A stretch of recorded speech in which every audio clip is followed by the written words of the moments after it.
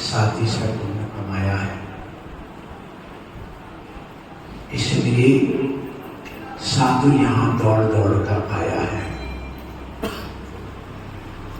ये निश्चित है कि इस नगर वालों के विशेष पुण्य का उदय है। चुंबक की तरह इनकी भक्ति साधु को खींच करके लाती है।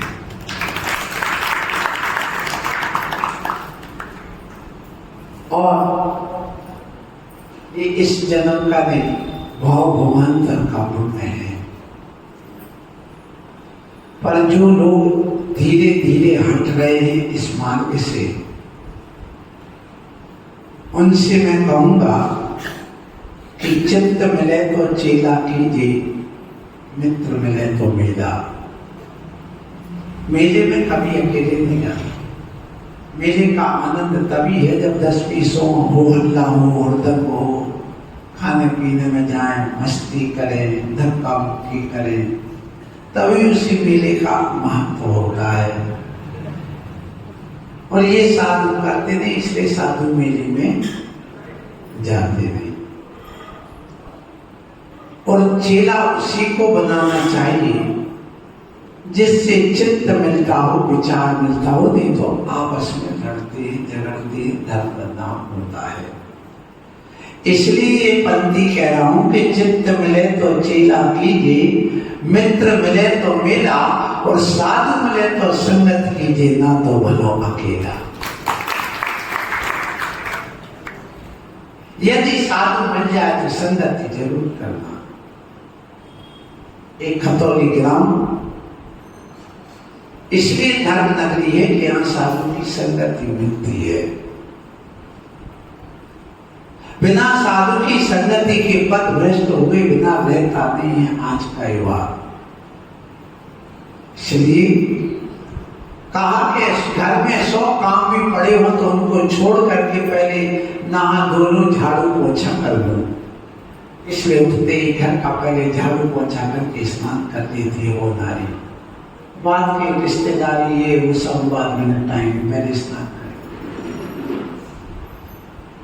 फिर कहा घर में 1000 काम पड़े हो तो उनको छोड़ करके वृंदावन जाके भोजन बना लेती है, भोजन कर लेती है। बाकी बाद में निपटाए, पहले भोजन बना के तैयार करके रखो। फिर कहा कि 1 लाख काम पड़े हो तो उनको छोड़ करके भगवान के दर्शन कर लेना चाहिए। और 1 करोड़ काम पड़े हो तो उनको छोड़कर गुरु की आज्ञा और उनके उपदेश सुन लेना चाहिए। ये हमारे वचन है आचार्य भगवान। इसलिए प्रत्येक श्रावक सुबह से उठता है, वो बालक बालिका स्नान करते हैं, कहाँ जाने के लिए? मंदिर जाने आते हैं। और उनको यहाँ पर जो भक्त होते हैं, जो धर्मात्मा होते हैं, जो यहाँ संस्कारवान बच्चे होते हैं, उनको ये गीत गाने अच्छे नहीं लगते हैं। गीत गाने और प्रशंसा के शब्द तो उन भटकने वाले, उन मन चले लड़कों के चक्कर में आने वाले उन लड़कियों और लड़कियों को अच्छे लगते। यदि तुम्हारी बेटी, हमारा बेटा मंदिर आने में आनाकानी करता है और मोबाइल लेकर के बैठा, वो सोचते माँ मम्मी तुम जाओ मंदिर, पापा तुम जाओ मंदिर, और वो अपने भाग रही है और स्कूल से भाग रही है, यहाँ वहाँ भाग रही है। इसका मतलब है कि उसका अब मन कहीं और लग चुका है। अब सावधान रहने की जरूरत है। तुमने कहा शादी कर लो, अभी नहीं करना, अभी नहीं करना, अभी नहीं करना, अभी नहीं करना, 30 साल हो गए। इसका मतलब है कहीं ना कहीं इसका कंटेंट है, क्योंकि पेट की भूख जैसे होती है, पेट की अग्नि होती वैसे काम की अग्नि है, वो कहीं ना कहीं तृप्त कर रही है। इसलिए सावधान रहने की जरूरत है। सो आपसे ये कहना चाहता हूं कि जो धर्मात्मा होते उनको कभी भी यहाँ वहां की बात बात नहीं सुहाती है। और कोई भी कितना भी गीत हो, हर व्यक्ति यदि अच्छा गा सकता, कितना भी पुराना गीत हो, वो किसी गायक के लिए बुरा नहीं होता। इसलिए मैं 4 पंक्ति कहना चाहता हूँ कि गायक को गीत कभी पुराने नहीं लगते हैं और प्रेम के शब्द कभी बेगाने नहीं लगते हैं। अरे जिनको विषय कसायों की चढ़ गई हो मदिरा, उनको संतों के शब्द सुहाने नहीं लगते। निश्चित बात है कि यदि उसको सुहाने नहीं लग रहा, इसका मतलब ये है कि उसको मदिरा कुछ और चढ़ गई है। उस मदिरा को उतारना है तो संतों के चरणों में लाना होगा। आए हमारे बीच में पहली बात है। दूसरी बात, मैं इस नगर के जो श्रावक बैठे हैं, नाम तो मुझे अभी याद नहीं, लेकिन इनने भी मेरे ऊपर बहुत बड़ा उपकार किया है। क्या उपकार किया है? जब मैं यहाँ से बद्रीनाथ अष्टापद की यात्रा पे जा रहा था, लोगों ने अपनी तिजोरियां खोली, हमारे व्यवहार में सहयोग किया। उन सब के लिए मेरा बहुत बहुत आशीर्वाद। तुम्हारे सहयोग से मैं यात्रा कर वो ऋण चुकाने आया हूं घर से। बता दूं, मैं सब सन वापस आ गया। इस कार्य को हरिद्वार वालों ने किया, इस कार्य को अलीगढ़ वालों ने किया, इस कार्य को नोएडा वालों ने किया। इन सबके लिए मेरा बहुत बहुत आशीर्वाद। यात्रा करना, पैदल यात्रा, तीर्थ वंदना करना बड़ा कठिन कार्य है, बहुत कठिन कार्य है। सो आज मैं आप लोगों से यह कहूंगा, ये खतौली हमारे दिमाग में आज से नहीं है, जब से मैं मुनि बनाऊं तब से मेरे दिमाग में। क्यों? और कब से क्यों? क्योंकि आचार्य गुरुवर अभिनंदन सागर जी महाराज की एक शिष्या अनेकांत सागर जी महाराज की बहन, क्या नाम? सुभूषण सती माता। बार बार कहती कि खतौली जैसी समाज, खतौली जैसी समाज। खतौली वाले वहां पर अभिनंदन साधना केंद्र भी गए थे पंचकल्याण में, और उनका ध्यान मुझे आज भी है कि उन्होंने कहा खतौली, तो मैंने कहा भैया अपना खाता फोड़ करके बस निकालना हो तो खतौली जरूर जाना चाहिए। इसलिए मैं कहूंगा इस समाज ने कुछ पुण्य कमाया है,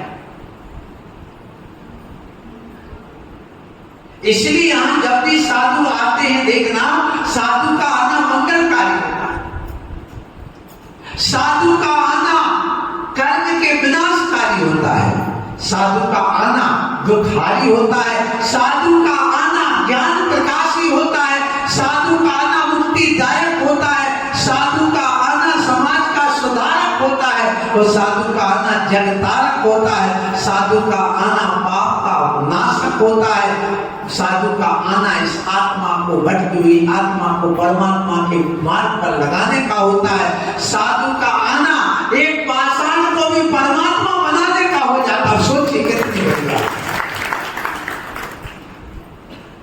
इसलिए यहाँ साधु बार बार आते हैं। साधु करते क्या है? समाज के बीच में आकर के रोटी खाने आते हैं, आते हैं, वो भी आते हैं। हम लोग भी सोचते हैं कहाँ समाज है जहाँ हमारी निर्दोष चर्या बन सकेगी, तो लगता है चलो खतौली में निर्दोष चर्या का पालन करने वाले लोग हैं, ये चाहते हैं आहार चलिए वहीं से। इसलिए साधु तुम्हारे बीच में आता, तुम्हारे बीच में चतुर्मास करते। अभी आप उष्णन सागर जी विशुद्ध सागर जी महाराज के शिष्य आए, उसके पहले भी 2-3 मुनि महाराज और आ चुके, अरे सागर जी आ चुके, इसके बीच में और हमारा भी आना हो गया है, और कल भारत भूषण महाराज भी आचार्य महाराज। आदमी तो एक साधु के लिए तरस जाता है। नोएडा वालों से पूछो, साल भर से पीछे लगे, महाराज चतुर्मास टूटना माने 15 साल से लगी, 2012 से 2009 से, सॉरी तब से लगे महाराज टूटला चतुर्मा, महाराज टूटला चतुर्मा नहीं मिलता, क्योंकि जब दाना पानी जिसका जहां लिखा होता, कहते हैं दाने दाने में लिखा है खाने वाले का नाम। आज का दाना पानी तो मेरा खतौनी में लिखा है, पूरे संग का लिखा। और ध्यान रखना, एक आहार दे करके तुम अपनी आत्मा को धो रही हो। और जब बना रहे साधु तुम्हारे घर में धोबी बन करके जाते हैं। क्या बन के? तुम धोबी मत कह देना, तुम धोबी मत कह देना।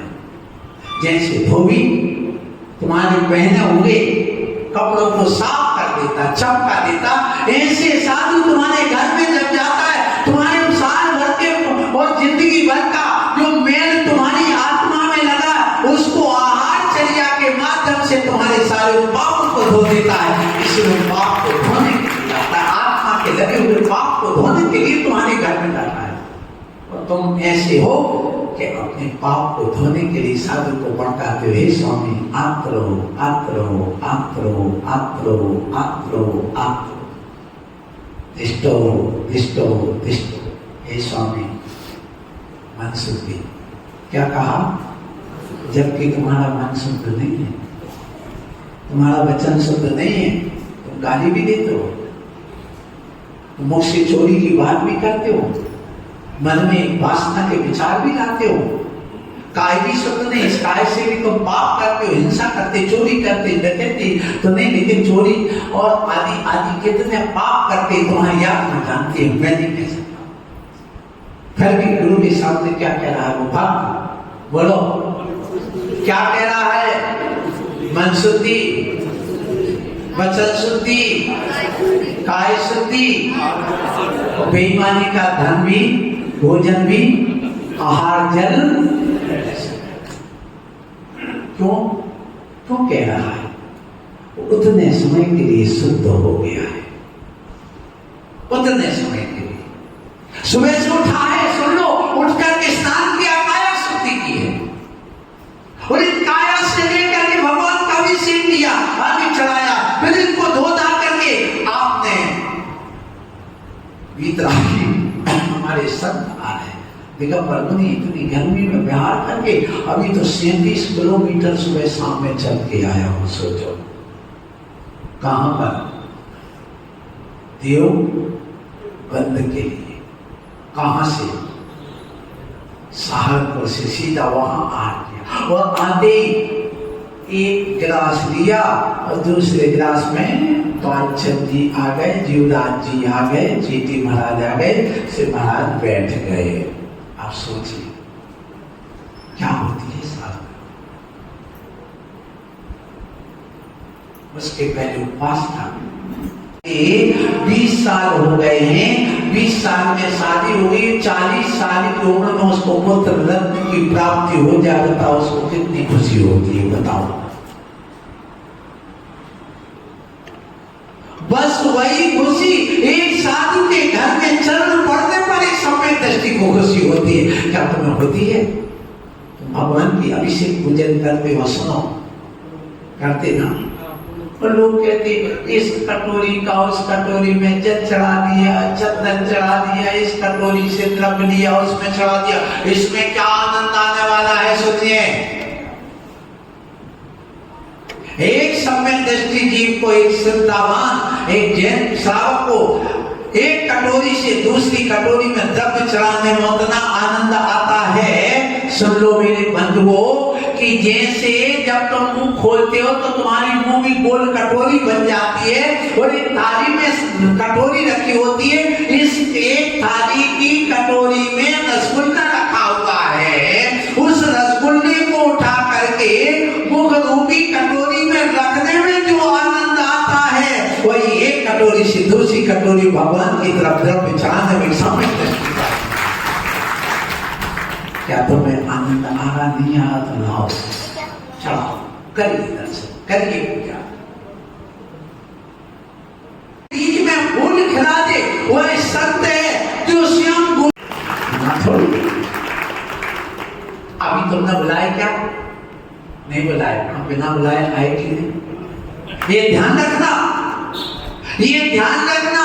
यदि तुम श्रीफल चढ़ा करके साधु को बार बार बुलाते हैं तो ये तुम्हारे, और वो साधु यदि आ जाते हैं तुम्हारे पुण्य का उदय है। और जब साधु बिना बुला आ जाए तो समझना ये साधु की कृपा है। क्या है ये?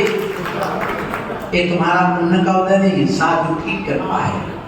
उस कृपा तुम्हारे ऊपर कर दी, उस कृपा से तुमने पुण्य अर्जन कर लिया। अब उस पुण्य का अर्जन करोगे तो अगर तुम्हारे यहाँ साधु जब बुलाओगे तो पुनः पुण्य के उदय से आ जाए।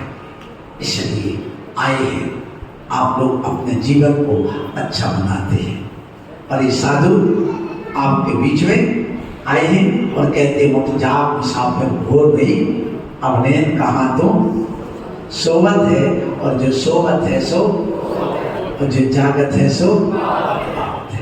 इसलिए आप लोगों के बीच में यही कहूँगा कि आए और प्रवचन प्रारंभ किया था। चित्त मिले तो चेला कीजिए, मित्र मिले तो मेला, और साधु मिले तो संगत कीजिए, ना तो भलो अकेला। साधु मिले आप संगति जरूर करना। साधु तुम्हारे बीच में आते हैं। साधु का जीवन हमेशा उज्जवल होता है। वो जीते हैं जिन बनने के लिए, वो जीते हैं जिन बनने के लिए। वो श्वास लेते हैं हर श्वास में जिनेन्द्र का स्मरण करने के लिए। वे आँख खोलते हैं तो दोष देखने के लिए नहीं, गुण ग्रहण के लिए। वे कदम बढ़ाते हैं इसलिए कि सबका भला हो, विजय प्राप्ति हो, मुक्ति की ओर उनके कदम। इसलिए ऐसे संत आप लोगों के बीच में आए, और जब आकर के यहाँ पर बैठ जाते हैं तो आप लोगों को सहज ही सब कुछ मिल जाता है। इसलिए जब कभी भी साधु आते हैं अपनी नई ऊर्जा लेकर के आते हैं, नई उमंग लेकर के आते हैं, नई चेतना जगाने के लिए आते हैं, नया उत्साह भरने के लिए आते हैं, और नया संकट लेने के लिए, दिलाने के लिए आते हैं, नई चुनौती लेकर के आते हैं, और नया इतिहास रचने के लिए आते हैं। अपने इतिहास बनाइए और अपना पुराना इतिहास जानने की भी कोशिश करिए। साधु की संगति में आया हुआ एक श्रावक, जैसे अभी कहा था पढ़ाते समय, मन शुद्धि, वचन शुद्धि, काय शुद्धि, उतनी देर के लिए शुद्ध हो गया, और वो साधु की संगति में आकर के धन दौलत विषय कसाय सब भूल गया।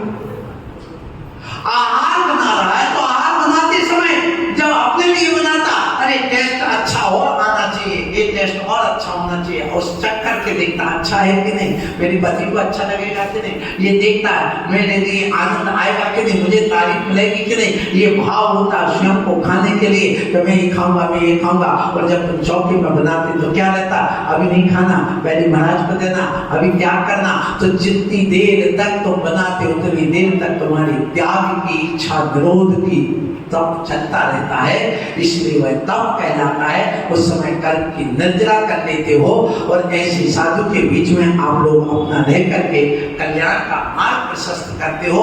तो ये साधु आए हैं, तुम्हारे बीच में आए हैं, और आकर के तुम्हारे कह रहे हैं कि आप भी कुछ कर लो, अपने पुण्य कमा लो। और ऐसी बात करके आप लोगों को कहते हैं कि अपने आत्मा की ओर आ जाओ। अभी तक पर की ओर घूमते रहे, अपने आत्म स्वभाव को समझो। दिशाएं 10 होती हैं, इन 10 दिशाओं में तो अभी तक हम भटकते रहे। पर घर परत बहुत दिन बीते, नाम अनेक धराए, हम तो कबहू न निज घर आई। ये आपने पुराना, बहुत पुराना भजन सुना होगा, निज घर आना है। तो अपने निज घर कहाँ, अपने अंदर की ओर। दिशाएं होती 10, कितनी? अधो, ऊर्ध्व, दो, उत्तर, दक्षिण, पूर्व, पश्चिम, आग्नेय, ईशान, वायव्य और नैऋत्य। कितनी हो गई? 10 दिशा। इन 10 दिशाओं से 11 दिशा और होती है। वो कौन सी दिशा होती है? वो कौन सी दिशा होती है? वो दिशा है, सुनिए, हम बाहर की दिशाओं को 10 दिशाएं कहते, लेकिन एक अंतर की दिशा, आत्मा की ओर दिशा जिसकी हो जाए, आत्मा विमुख हो जाए, अंदर आने की दिशा वो ज्ञान की दिशा है, जो उस ज्ञान की दिशा में अंदर की ओर आ जाता है, अपने उपयोग को अपने भीतर ले आता है और अपने आप को समझने लगता, मैं एक चेतन पिंड हूँ, पर से मेरा कोई नाता नहीं, मेरा कर्तव्य है, मैं कर्तव्य का पालन कर रहा हूँ, मैं कर्तृत्व बुद्धि लेकर के नहीं बैठा हूँ, मैं भोक्तृत्व बुद्धि लेकर के नहीं बैठा हूँ, मैं स्वामित्व बुद्धि नहीं लेके बैठा हूँ, क्योंकि मैं पर द्रव्य का स्वामी नहीं हो सकता, मैं अपनी आत्मा का स्वामी हूँ, मैं अपनी आत्मा का कर्ता धरता हूँ, मैं अपने आत्मा का भोक्ता हूँ, पर का भोक्ता नहीं हो सकता।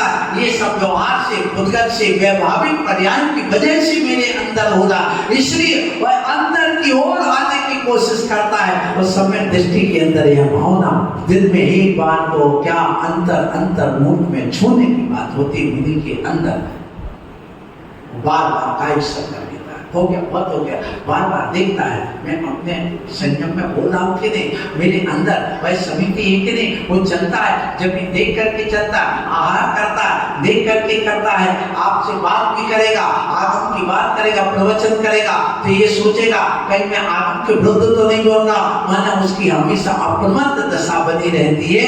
इसलिए वह क्या कहता है, भीतर की धड़कनों में अपने होने का एहसास कर, दूसरों पर ना सही पर अपने आप पर तो विश्वास कर। अरे निराश होकर के अंधेरी कोठियों में पाप करने वाले बंधुओं, अरे उनको छोड़कर संतों के चरणों में आकर रोशनी की तलाश कर। कहाँ भटक रहे हो, क्या कर रहे हो? अरे थोड़े आकर के यहाँ आकर के अपने आत्मा को विकसित करो, यहाँ आकर के अपने परमात्मा बनने की भावना पाओ, क्योंकि हमारे मुनि, हमारे आचार्य, हमारे संत, हमारे ऋषि, हमारे यति, हमारे भिक्षु, हमारे अनगा, हमारे तपस्वी, हमारे निर्जन, ये सब एक ही बात है। संत कहो, संत किसे कहते हैं? जिसके संसार का अंत आ गया, उसका नाम क्या है? संत।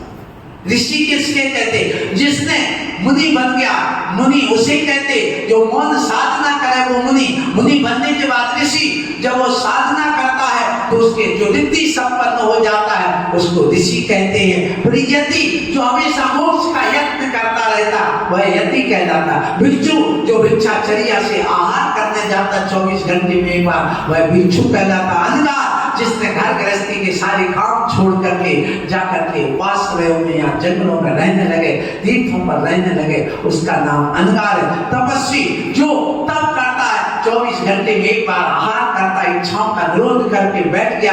ऐसे कली काल में जहाँ कहा गया कली काल में चले चित्ते देह आदि कीट के एक चित्रम यद्यपि जिन रूप धरा धरा, एक कली काल है जहाँ चित्त चलायमान है। और यहाँ पर जहाँ देखो भोगों का अंबार है और यह शरीर अन्न का कीड़ा है, तुम खा पी करके आए, अभी जाकर के लगा ये पंखा नहीं मिल रहा, एक कूलर नहीं मिल रहा, प्यास लग रही, जाकर के वहां पानी पियोगे, ठंडाई पियोगे, लस्सी पियोगे, आम बना करके वो आम रस पियोगे, और उसमें में भी नहीं होगा तो डॉक्टर के पास जाओगे, इलेक्ट्रॉल पाउडर लाओगे और ठंडाई लाओगे। फिर उसके बाद में वो कहेंगे बिल्कुल जो गर्मी को मार दे, क्या बोलते हैं उसमें, गर्मी को निचोड़ दे। अरे गर्मी को निचोड़ दे क्या आदमी को निचोड़ दे? कौन? उसमें जो लिक्विड वो डलता है, कीड़े ना पड़े कितने दिन तक, 1 साल तक, ऐसा एक लिक्विड उसमें केमिकल गिरता है, और वो केमिकल 1000 लीटर में 2 ग्राम डाला जाता, लेकिन हमारे इंडिया में 10 ग्राम डालते थे, क्योंकि फुड इंस्पेक्टर आए उसको टेस्ट करे तो कोई कीड़े ना निकले, कोई गड़बड़ ना हो, ना फंस जाएंगे। और कोई यदि चला जाए तो तुम्हारी किडनी को नष्ट करता है, वो तुम्हारे खून के कणों को नष्ट करता है, वह तुम्हारे लीवर को डैमेज करता है। लेकिन तुम्हें कहा, तुम्हें तो अच्छा लग रहा, ठंडा ठंडा शक्कर घोल करके आधा नींबू निचोड़ करके पी लो तो तुम्हारी सारी गर्मी निचोड़ करके रख देगा वो एक आधा नींबू। इसको क्यों नहीं पीते? हमारी यहाँ भारतीय संस्कृति है। इसलिए मैं आप लोगों से कहूंगा कि संत आते हैं, आकर के तुम्हारे अंदर वह जो यहाँ आए हैं और आकर के तपस्वी बन करके तपस्या कर रहे और आपको सही मार्ग पर ला रहे। निर्ग्रंथ जिन्होंने कसाय और विषय की ग्रंथियों को खोल दिया है, ऐसे निर्ग्रंथ 9:30 बज गए। आपने छोटा प्रवचन कहा था, आपने बड़ा प्रवचन कर दिया। आपने छोटा प्रवचन कहा था, हम आए हैं, बड़ा प्रवचन कर दिया और बड़ा प्रवचन कर देंगे। आपकी भूख जगेगी तो बोलो महावीर। जय बोलो ब्रह्म पूज्य 108 आचार्य श्री निर्भय सागर महामुनि लाल की जय। हम अभी महाराज श्री के चरणों में श्रीफल भेंट किया 8 दिन के लिए।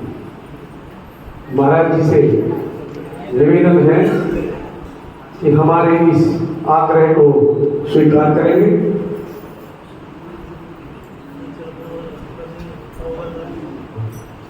क्या कह रहे हैं महाराज जी? 8 दिन का समय। 8 दिन तो ठीक है। सुनो, हमें जो जानकारी मिली है कि यहाँ पर कल से शिविर चालू हो रहा है, शिक्षण शिविर हो रहा ना, जी और कल भारत